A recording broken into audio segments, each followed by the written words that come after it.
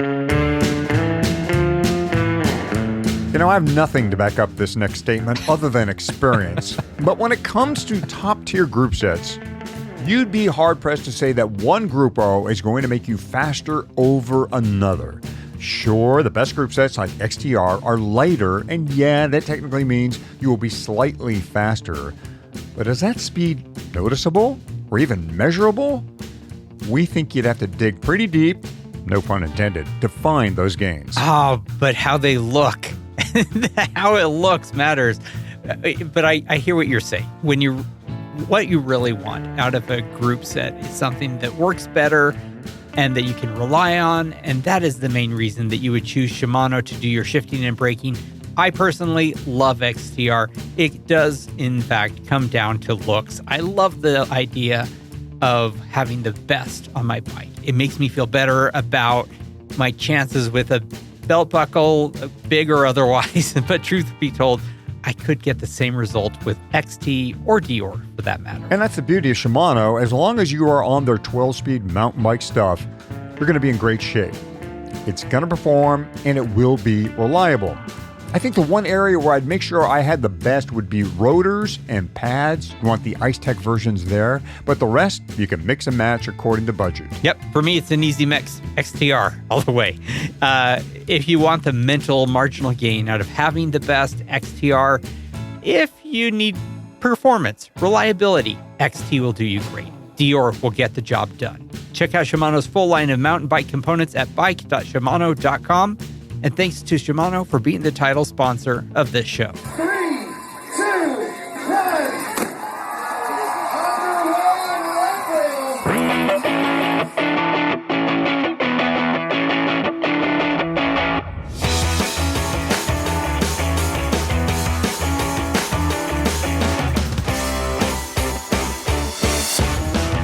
Leadville, the podcast for the 100-mile mountain bike race, presented by Shimano. It is Season 7, Episode 19. I am Michael Hutton, Hottie to most. We are recording this show the week after the Camp of Champions and the week after firefighters got control of a fire at Twin Lakes. The fire disrupted the camp, but could have done much worse.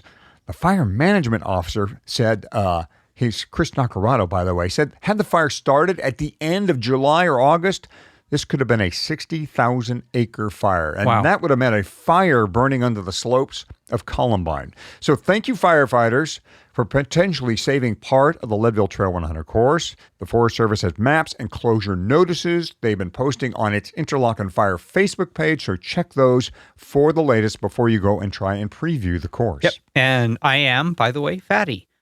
Hi. Also, thank you to firefighters for saving the historic Interlochen site on the shore of Twin Lakes. Been there a few times. Always love that hike. It's an amazing place. A spot where Hottie and I have hiked, and we're relieved it is still standing. That was my first thought when I heard about this fire. This show, of course, is not about fires. It is about your preparation for the race. And we have back with us 2022 champ Hannah Otto to talk about her preparation and what she tells racers like the rest of us to do. And here comes Eldon Nelson with 14 minutes to spare on that clock. The bragging rights and the heavy hardware, that's all you. Welcome back to your Leadville family and your finish line. Before we get to Hannah's finishing tips, let's hear from the OG tipster and the man for whom this segment is named for. He is Fatty of Fatty's Finishing Tips. Oh, I am Fatty's Finishing Tips. Hottie, this set of tips is about managing your electronics for the race because most of us do rely on electronics to one degree or another. This is going to be sort of a part one of two parts for your electronics tips because they've become such an important part of our race. Not having them work on race day can range from inconvenient to, let's face it, catastrophic. So, first, all of your electronics, fully charge them the day before. Verify that they are fully charged, okay? By Friday afternoon, you should know that anything that is working as part of your bike riding setup, the charge is at 100%. And then power it down if it is possible to, in fact, power it down. I don't know for SRAM batteries, whether you actually can power them down. Do you know, Hottie? You mean SRAM shifting batteries? Yeah. Can you power down that system for shipping, for example? I'm a mechanical shifting guy. I have no idea. And I'm I'm supposed to be a Shimano guy too, so I really have no idea. Well, it's something our listeners will know. But if you can power something down the day before the race, do. What you don't want is something to actually trickle out, or for some reason to power, to drain itself overnight. And in fact, go ahead and leave it charging overnight just to be sure. And while we're talking about your shifting electronics, and let's face it, most of those are SRAM right now, I recommend have a spare battery. In fact, plan on buying 3 spare batteries for those shifting, for your shifting electronics, okay? That way you can give a spare charged battery to each of your crews, because we are definitely advocating for for crewing by zone now. And a good friend of the pod, Ray Landry, he carries actually a spare battery in his spare tube kit. Now, I think that is wise. He started doing that, by the way, because his battery failed him on Leadville a couple of years ago. Yeah, this is a great tip. And Ray is not the only one. I was sitting at Columbine, or rather Twin Lakes alternate feed zone once, and a rider coming off of Columbine was screaming as he was headed through the feed zone, "Does anybody have a SRAM battery? I need a SRAM battery." Because apparently he had some type of failure. And funny note, too, a friend of ours from Shimano was sitting not far from us, and I just looked over at him, and he looked back at me and kind of shrugged, and I went, okay. So yeah, those small SRAM batteries, not a bad idea to have some spares. Yeah, they shouldn't run out, but I mean, the fact is any battery can get in some kind of cycle where it drains extra fast. It's best just to make sure the morning of, make sure that all of your batteries are at 100%. Let's go on to your phones. Not everyone is bringing a phone on this race. I never bring a phone on this race because I don't have any phone-related tasks I want to perform. I'm not checking email. I'm not returning messages. Folks can wait. But some people are using them so that Find a Friend can work, or whatever other reason that you have for bringing a phone. If you are going to bring a phone, let me say this. Don't put it in any of your jersey pockets, okay? Because as you are riding, you're going to be riding stupid. You're going to be putting your empties in your jersey pockets. I've witnessed on the Leadville Trail 100, someone putting an empty gel wrapper in their pocket, pulling their hand out, and their phone dragging out with them and falling on the ground. You become clumsy during this race. It is just part of doing a real hard day at very high altitude. You're not going to be using your phone. So if you are carrying it for Find a Friend purposes or what have you, put it in where I like to carry my phone during hard events is I have an extra pocket on the back of my bibs, and I stuff it in there. That way, Hottie, you don't have to worry about it when you are emptying my bib pockets or emptying my jersey pockets in the middle of the race. It is with me, but also out of sight and out of mind. It makes me even more curious about going out the day after and cleaning the course. Those folks must find all manner of things. And if I were to pick up an iPhone or two along the way, it'd make the whole thing worth it. It would actually, in fact, become a profitable enterprise. Okay, so this is just part one of our 2-part electronics. You notice we haven't talked about GPS. That's because there's a lot of electronics advice I want to give about GPS. We're going to get to that next episode. Until then, I have a bonus tip I would like to give. All right. Bonus tips. We love those. Bonus tips. We're all about the bonuses. This tip is about race founder Ken Klober's son, Cole. He has written a biography about his father, about Ken, and it's about the race. It is about the town of Leadville, and it is available right now on Amazon. You can find it. Search on the title, Grit, Guts, and Determination. Cole used to have a podcast by that same title. Subtitle on that is My Tale of a Cowboy, 100 Miles of Dirt, and a Town So Magical They Had to Save It. That book is coming out, is available as of June 23rd. So it should be available now, buyable, I think, online as well as print. Cool. Yeah, Cole has a lot of great stories about his dad and a lot of great stories about himself. He told many of them to us on the podcast here. I don't know if it was last season or the season before, but good storyteller, Cole. And he'll be at the LT100 Expo August 8th and 9th signing books. We're looking forward to picking up a copy and reading that fine piece of storytelling by Cole and about Ken. As we get close to race day, hopefully you've got your fueling plan figured out. But if not, the feed has some great advice for you for when it comes to gels, how often to eat a gel, and what kinds to consider. The when can be directly tied to what kind. For instance, if you're doing something like Never Second, which has no vowels, but otherwise spells like you'd expect, these gels have 30 grams of carbs each. So you just do the math. If your goal is 90 grams an hour, then you set your timer for every 20 minutes. Do a gel every time the alarm goes off. At the very least, if you're relying on gels for your calories, the team at the feed says you should be doing a gel at least twice an hour. Precision Hydration will be in the feed zones, and their products are also available at the feed. Like Never Second, Precision has that easy-to-remember math with 30 grams per gel. When it comes to what gels to use, this is where it gets a little trickier. But here are some general tips from the feed. First, some gels, like my favorite, Goo, or Honey Stinger organic gels, they need to be taken with fluid. Fluid will help your stomach deal with that high dose of sugary carbs. Other gels are so-called hypertonic and don't need the fluid assist. Morton and Enervit liquid gels are two. Finally, if you have a sensitive stomach, consider something like Spring Energy or Bear Performance. They are made from brown rice and applesauce and go down easier. You can get all the gels we mentioned here and more advice from the feed at thefeed.com/Leadville. Claim your $80 in annual credit, register your email, and verify your phone number. Then spend your first feed credit right away. In addition to receiving our new jerseys a few weeks ago, we also got our custom podcast t-shirts. And I got to say, Hottie, we are going to be looking good as we strut around downtown Leadville, or what passes for downtown in Leadville this August.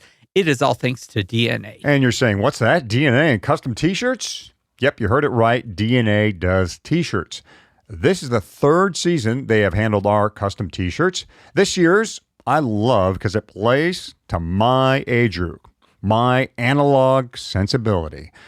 The front has a cassette tape with the tape unfurling out of the cassette and outlining the Leadville course climbing profile. The cassette shell is labeled LT100 Podcast, so I gather it's a mixtape of some of our best segments. I am compulsively feeling this need to get out a pencil and put it in that little sprocket to re-spool that cassette.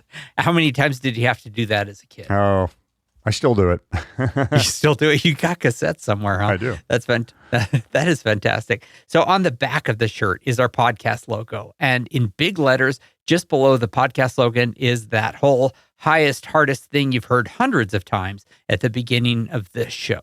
You too, of course, can do a custom t-shirt design and get the same treatment we did. DNA will help with the design and handle all the ordering and shipping for you. Then all you got to do is wear the t-shirt. That's pretty cool. Just go to dnacycling.com to learn more and be sure to tell them the Leadville podcast sent you. With the Leadville camp in the rearview mirror, it really feels like the countdown clock to Leadville race day has begun. It is getting time to put the specifics of race day in focus. The final equipment choices, your strategy, and your nutrition. To help us get dialed in, we have back a guest from earlier this season, and that is Hannah Otto. Hannah won the 2022 Leadville 100. We had her on for episode 2 of the season to talk about how it all started for her and how her experience led her to Leadville victory. She's back now with her coach's hat on to help the people in the corrals behind her put the finishing touches on their training and preparation for that second Saturday in August.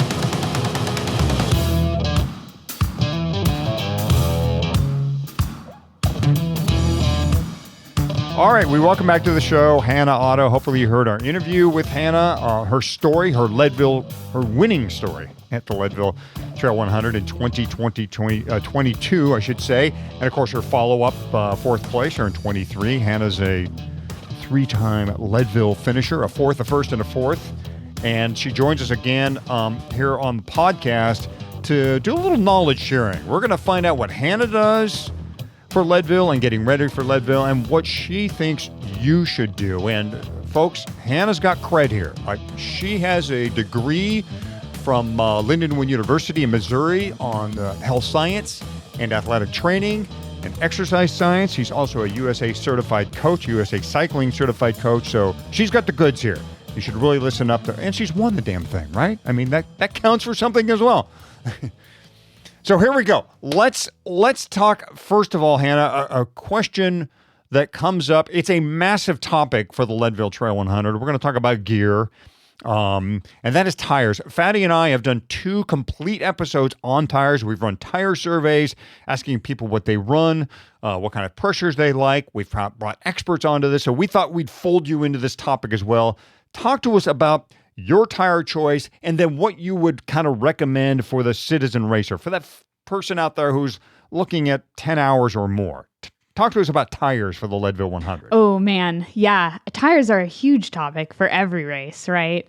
But especially Leadville. Leadville's unique for many reasons, including the fact that there is so much climbing. So we have a lot of weight weenies out there who, weight is really going to matter on those big climbs. But then there's like these long flat pavement stretches in between where you don't want a lot of rolling resistance, but weight doesn't matter as much. And so you're really trying to find the best of a lot of worlds.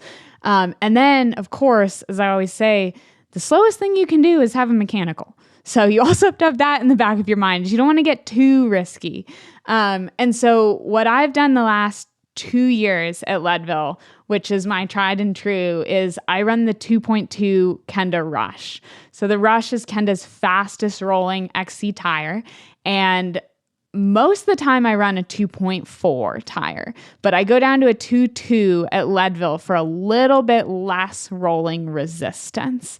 And I think that is something that we're seeing a lot in the pro field. I think that if you're really going after a fast time, and you're comfortable with your technical skills, that's something you can look into, is a little bit narrower tire with a very fast tread. I also start with a reasonable but lower tire pressure than I plan to finish with, because over the course of the day, it's going to get hotter. You're going to go up in elevation, and you can expect that your tire pressure will increase throughout the race. All of this said, I think that for the average person who just is looking to finish Leadville and have a great day, I think something like the Kenda Rush 2.4 would really be a money tire for you, because the Rush is still going to be very fast rolling. You're not going to have a lot of resistance on the asphalt, but having a little wider tire will allow you to, one, run a little lower pressure, which can give you a little more confidence on those descents, and be sort of that insurance policy on things like Powerline, where if you're not as comfortable on the mountain bike, you might want a little bit more assistance. And do you run inserts normally or at Leadville? I don't at Leadville, because I think that's another one of those things that the weight at some of those climbs for the very top end racer, it might be worth that little bit of risk. But if the difference of 3 minutes is not the end of the world for your performance, that's definitely something to consider, because it's going to probably cost you a lot more than that if you hit one of those G outs really hard on Powerline going down. Yeah, and for the really aggressive rider too, at least an insert in the rear could be a good call. You're talking about coming down Sugarloaf at the end of the day, and we all just love to slam down that thing, right? And there's some hard hits in there. Boy, you could save your day with an insert there, keep a pinch flat out of the way. So we see a lot of people flat coming down Sugarloaf. I think Powerline, we definitely see flats, but people are fresher. They're aware this is Powerline. This is the place. I need to be careful. Once you're hitting Sugarloaf, you're just thinking, oh my gosh, I made it over power line. I'm coming to the end. You're definitely tired. We see a lot more mistakes happening there. So I think just knowing that is also another good piece of advice is you're not home free yet. That's definitely a place that can take some prisoners there at the end. Let's keep the gear thing going. Another one, that is a long-running debate for the Leadville Trail 100, hardtail or full suspension. Hannah, I usually commit this stuff to memory, what kind of bike all the pros are reading. I want to say hardtail for you, but I can't remember. Either way, give us what you ride and then how you would steer somebody for the Leadville Trail 100. Yeah, I have always done Leadville on a hardtail. So the last 2 years, it's been the Pivot less hardtail, which I love. I mean, I think that bike, it's also, that hardtail in particular is very compliant. So I feel very comfortable on it, even in some of the chattery stuff. I think that it really absorbs that well. It's also really nice. I think for me, the race is likely won on the climb. And so I think from a mental aspect, it's really encouraging and confidence inspiring for me to know I have the best possible, the lightest possible machine I can have for this climb, for this sort of crux moment when I need to make a move. So I do think that a hardtail on the course, overall, wire to wire, there is debate, but in my opinion, I think it's faster.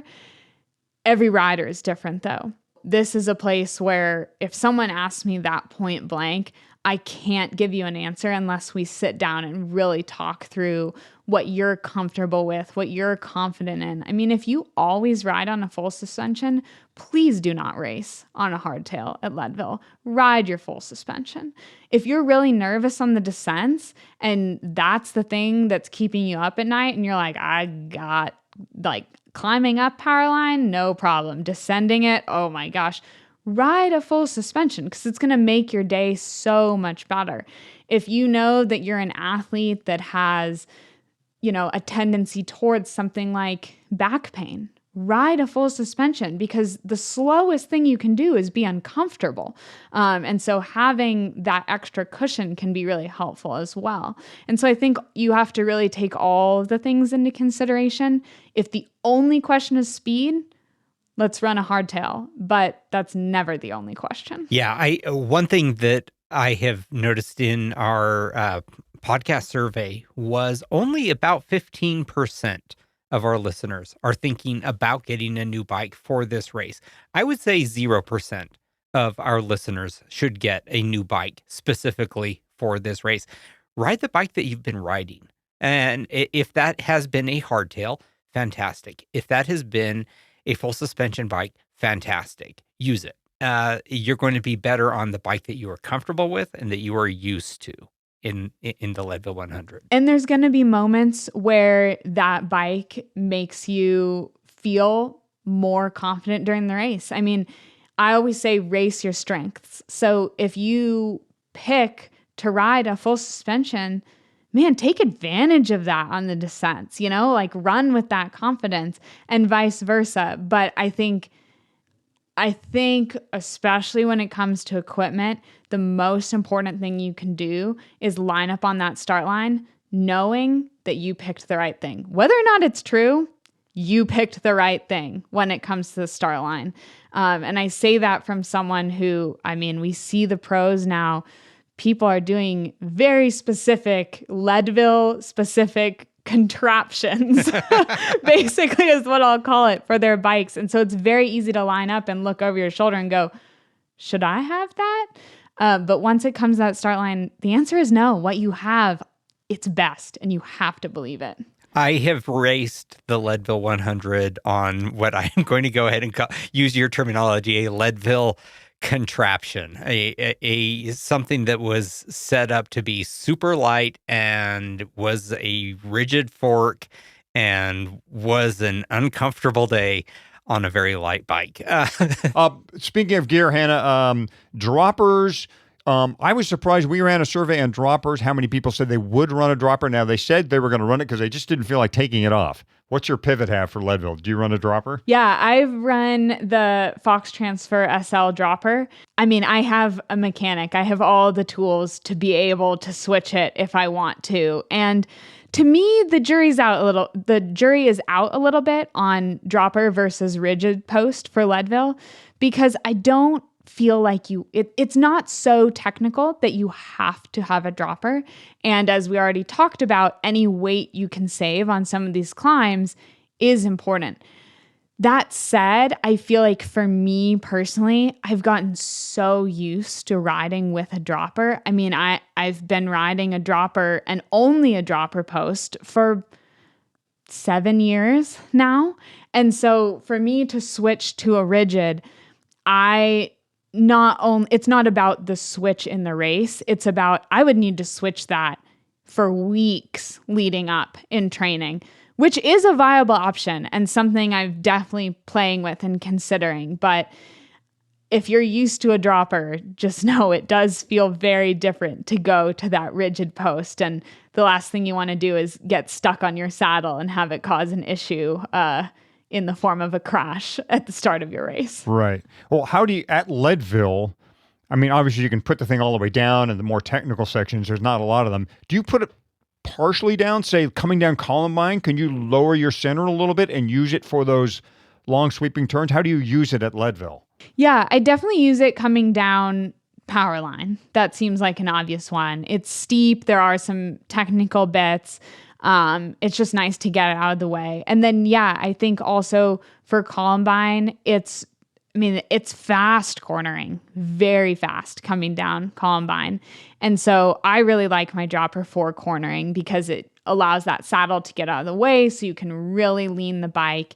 And then, yeah, too, I mean, I think that there is something to be said about dropping it just a little bit. And we're all in the saddle for a long time at Leadville. It can be nice just to have a little bit of a different, if you are coasting for a minute coming down Columbine, it can be nice to sit in a different position and just feel something different for a moment. Yeah, it's kind of the Milan San Remo application we saw, where the winner had a dropper on his road bike, and he rode the thing for 300 kilometers. He dragged that post around. So for the final descent of the day, he could just lower his center and take advantage of I think it was the Poggio descent, to get away from everyone. So you can find uses for it other than those technical sections, which is pretty cool. Yeah. Well, speaking of descending, let's just talk about your approach to descending. And you're a pro. Obviously, you have skills beyond most of us here. And how you talk to others about descending a course like Leadville. Probably the least amount of your time on the Leadville course is spent descending. So don't allow that to be the thing that you think about for the most of the race. I've definitely fallen into this trap before where there's one thing that you're really nervous about. And so you spend the entire race thinking about that one thing, only to realize you haven't enjoyed all the other parts that you're not nervous about. So only focus on those moments when you really need to.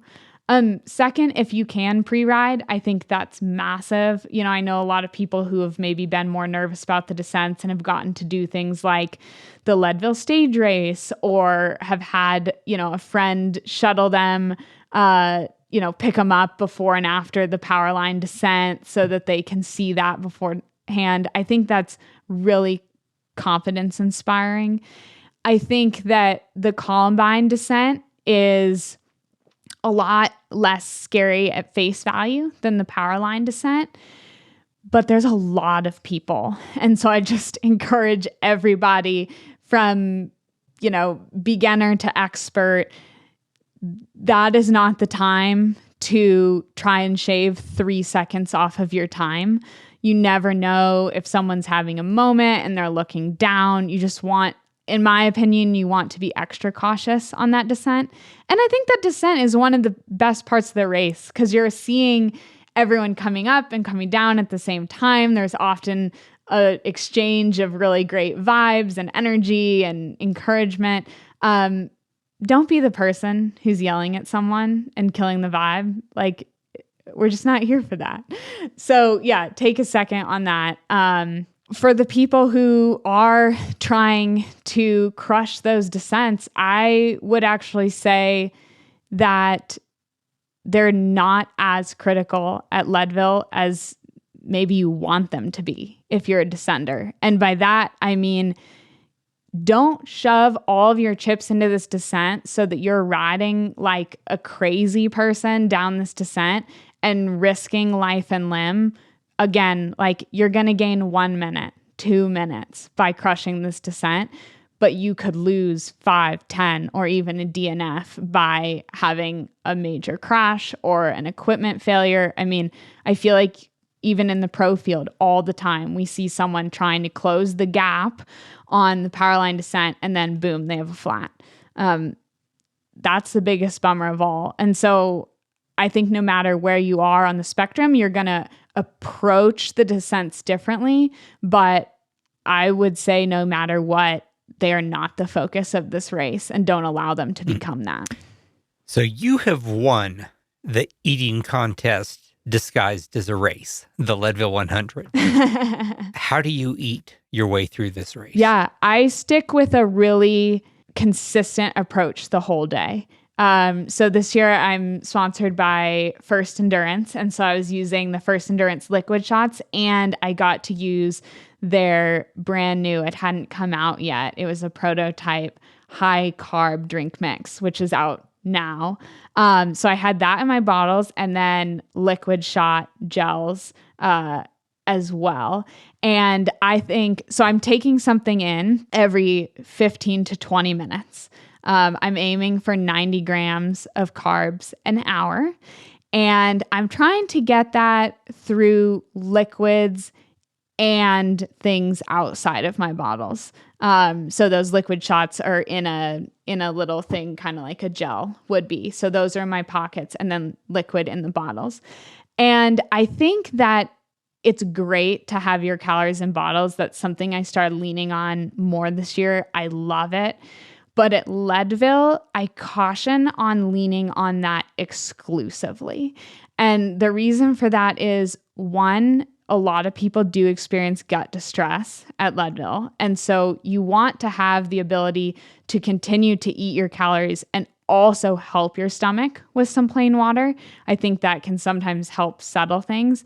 Two, I think your need for liquids, we saw, especially this year, varies greatly. So this year was a lot cooler of a year. And if you had to carry all of your bottles just because that's where all your calories were, I think it put you at a little bit of a disadvantage, because we saw, I think I remember, Fatty, you had a similar or an experience where you actually missed a feed and then realized that you didn't need that much fluid, right? And it was an advantage because you didn't carry that up. So that's something to actually think about in Leadville, is the less you can carry, the better, but you still want to hit those metrics. So 90 grams of carbs an hour for me is what that metric is. And then I allow myself some flexibility on how I achieve that, be it through liquids or these liquid shots. And a couple tips, I think, for the feed zones. One, make it really clear to your crew what you want. Don't make them try and guess. And so I do that through a variety of ways. Again, very type A, is I put everything in baggies. I label the baggies with a Sharpie, feed one, pipeline.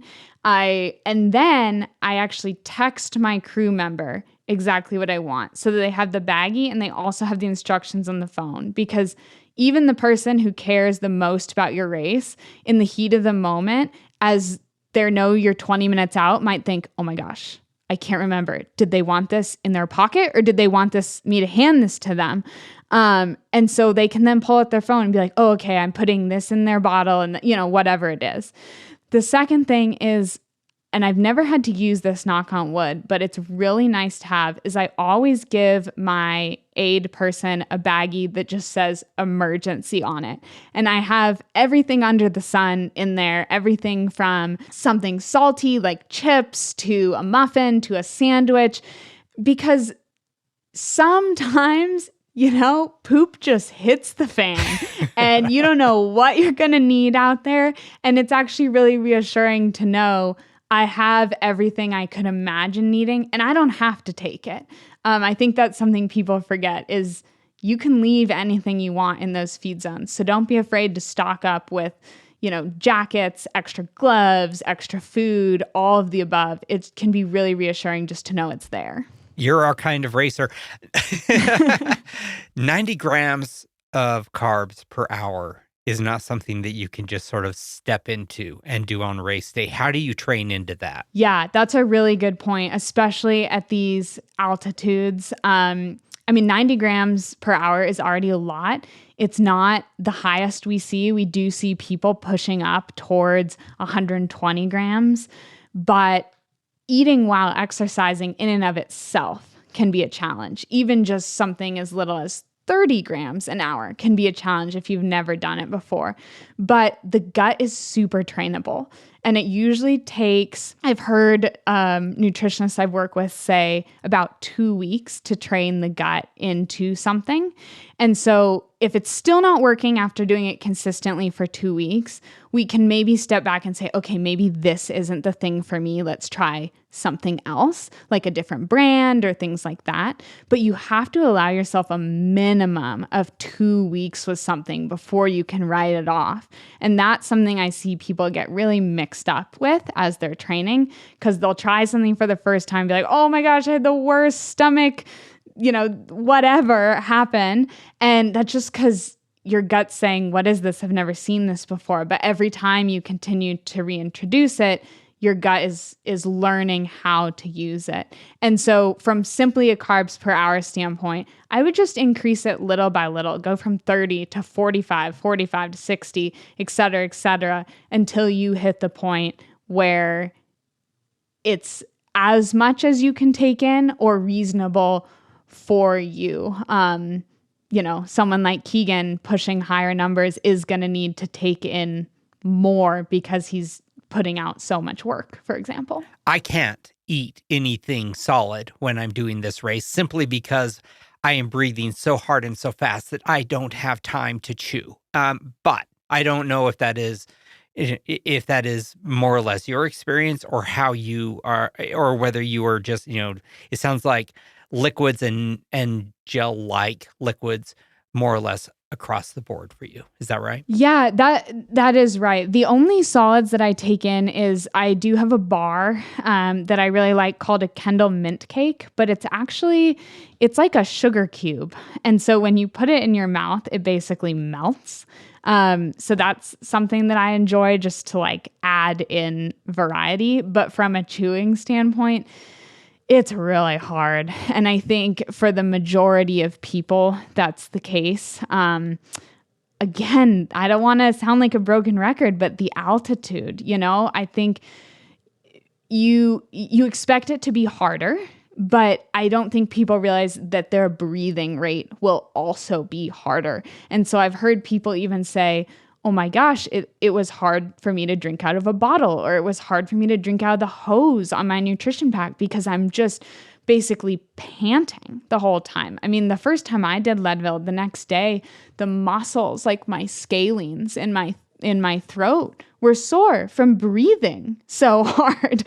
And so I think that's not something to be underestimated. The fact that you will really be sucking air for however long you're out there. And that can be hard when you're chewing. And I think that people, when they hear a 12-hour race, 10-hour race, they get really nervous about not having these maybe as enticing foods. I think when people first start doing rides of that duration, they have a tendency to want to stop for a sandwich and this, that, and the other. And there's nothing wrong with that.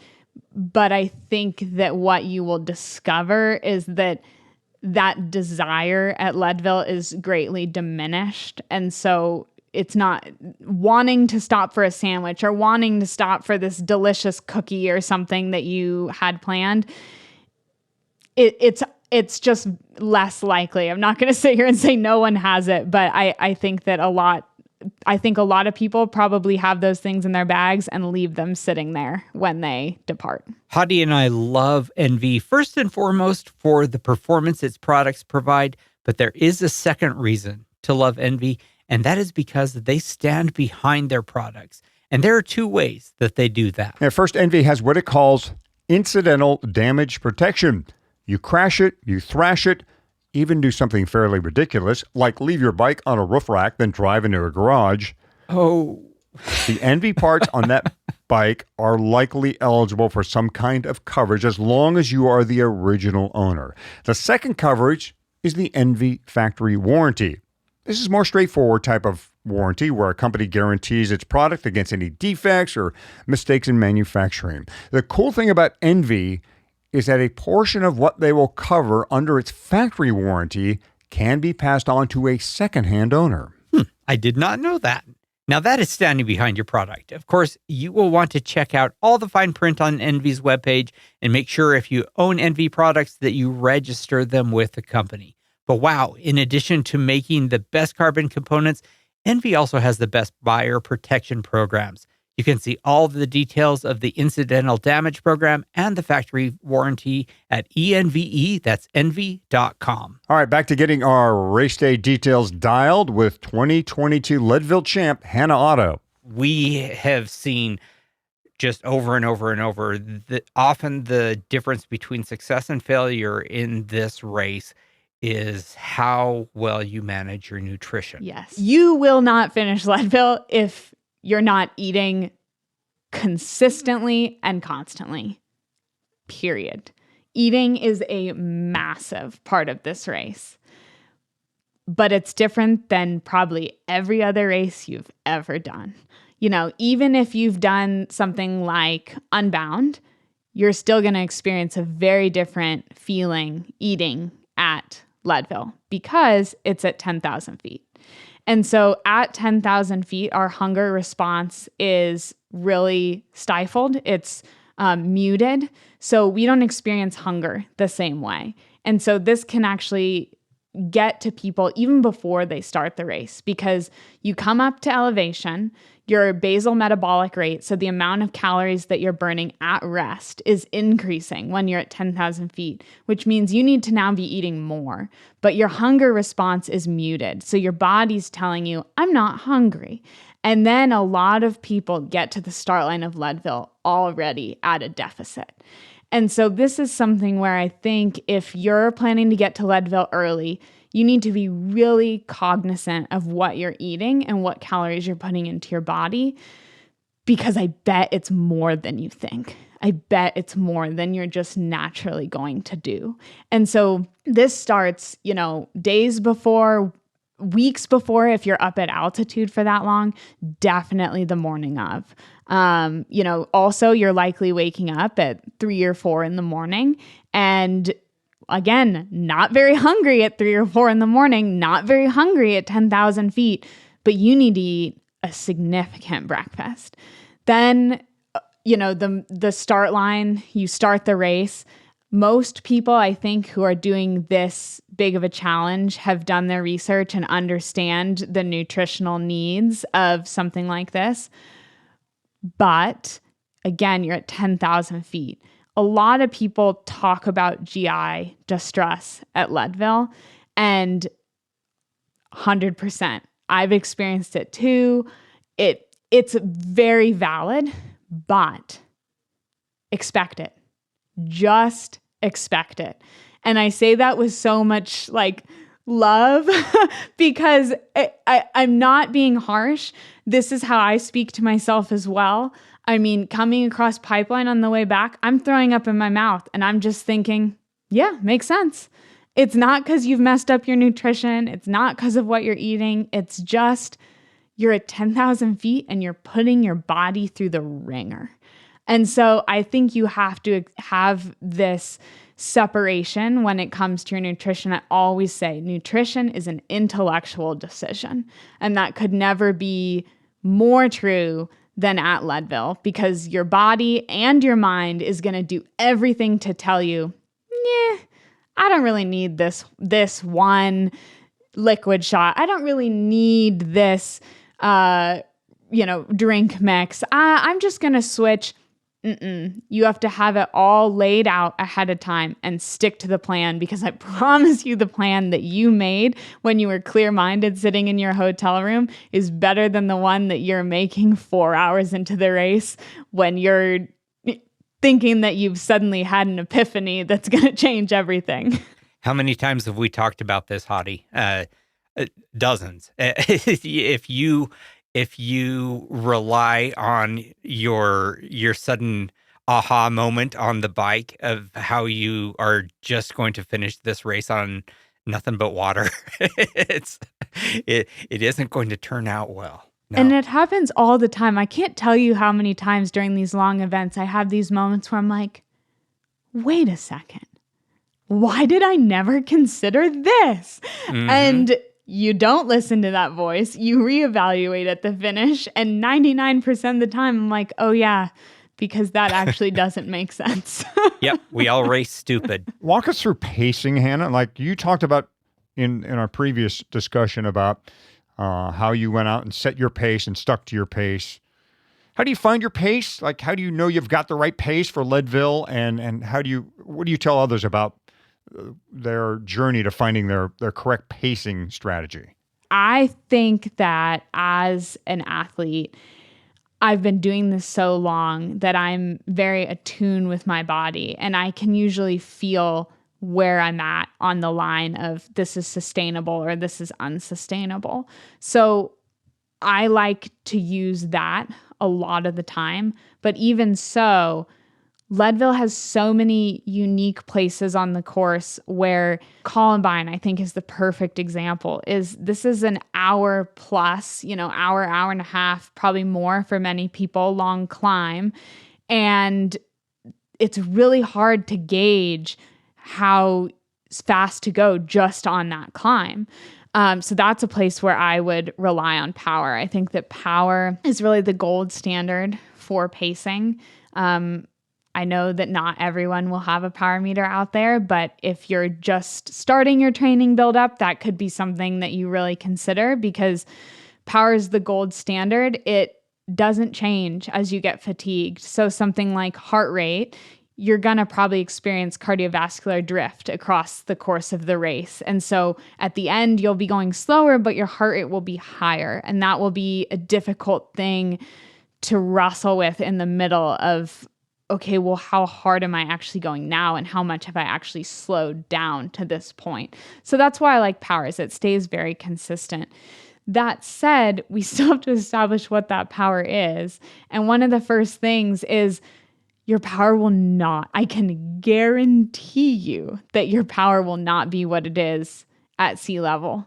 Even if you're acclimated, that's a big thing, is people think that if they go up there for 2 weeks, they expect to see their power to go from, well, I'm not acclimated to now I am acclimated, I'm seeing the same numbers.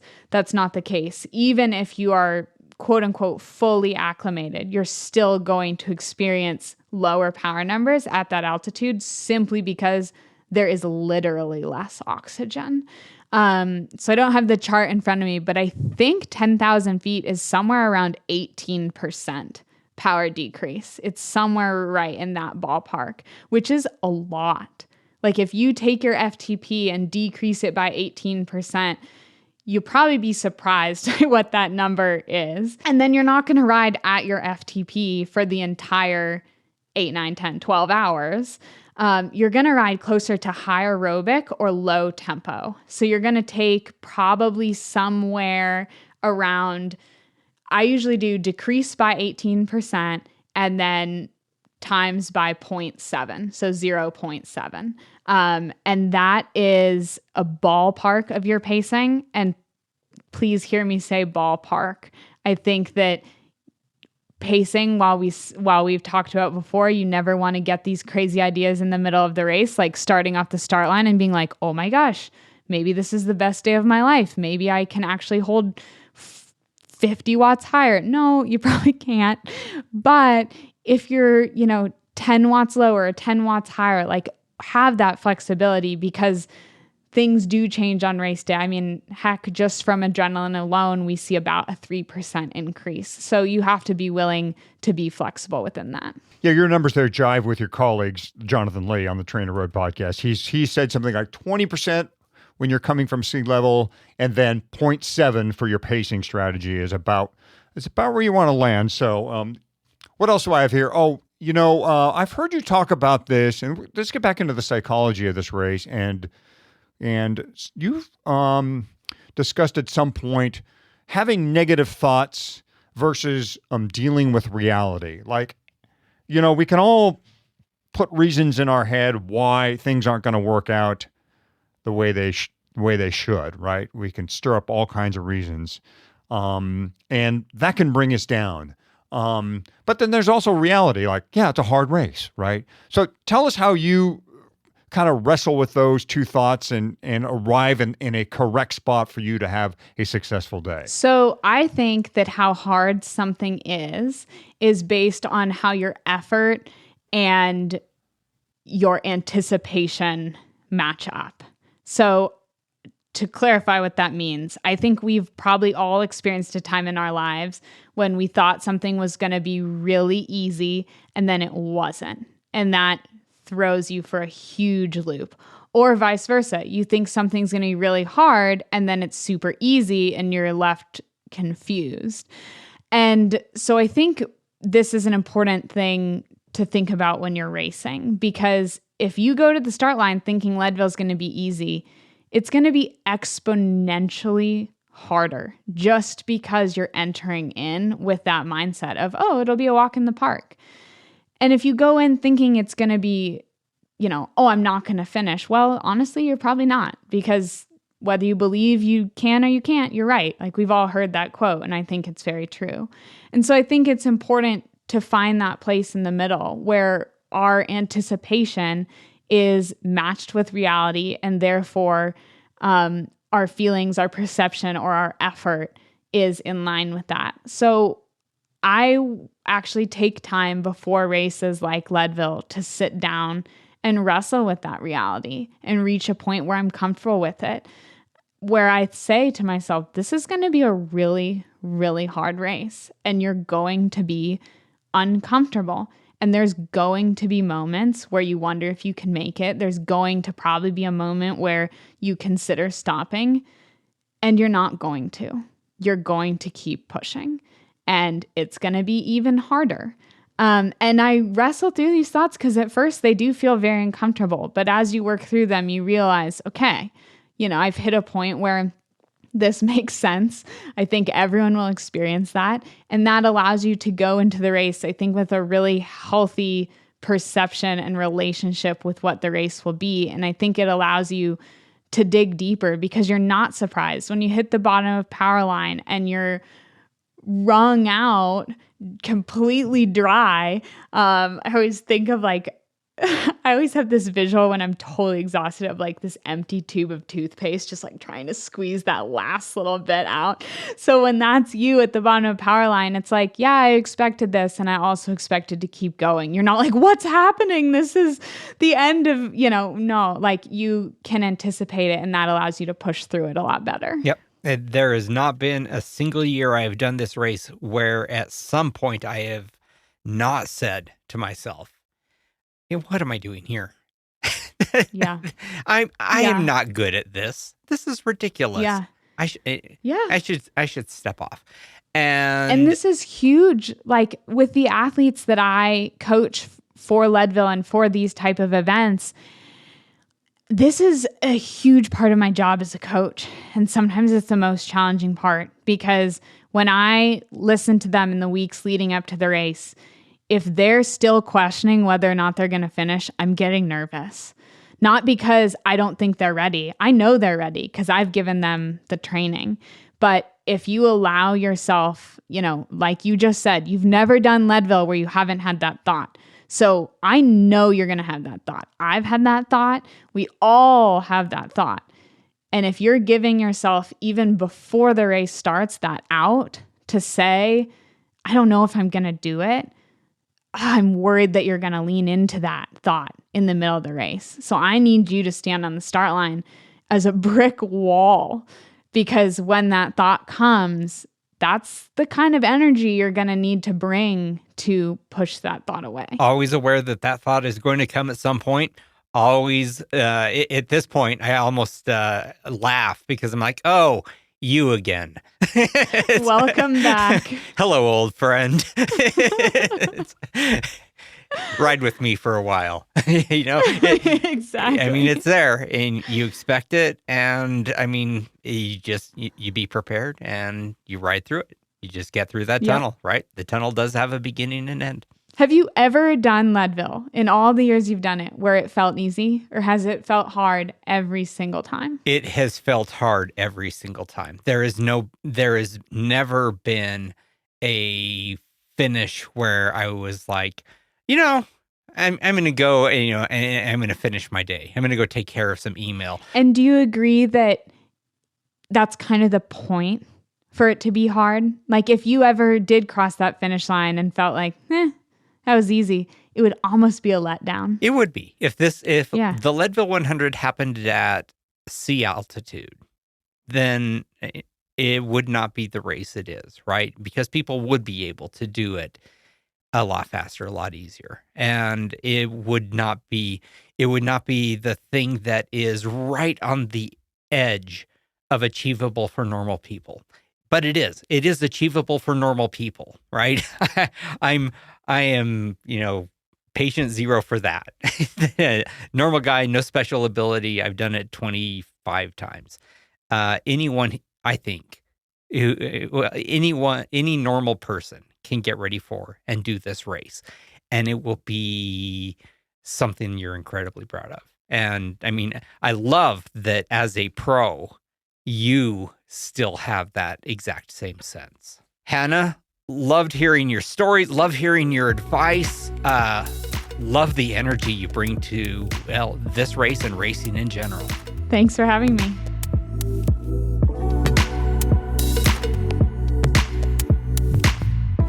Thanks again to Hannah Otto. In our interview earlier this season, we talked about her busy race schedule in previous years and how this year would be more focused.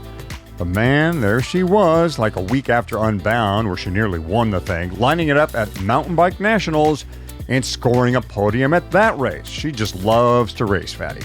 Yeah, I get tired just following her Instagram account, which, by the way, is Hannah_FinChamp. Her coaching services are at hannahfinchamp.com. Yeah, we know. We called her by her name on this show, but if you search for Hannah Otto, you should find her. You can bounce your race day plans off others on our Slack channel. It is leadville.fm/Slack. We are also planning an Ask the Expert show, and one of the places we'll be looking for questions is on that channel, so another good reason to get involved. We also love your compliments and your support. Tell your friends about the show. Tell them they can find it at leadville.fm. So, good luck in your Leadville planning, your preparations. Thanks so much for listening, and we'll see you very, very soon at the starting line.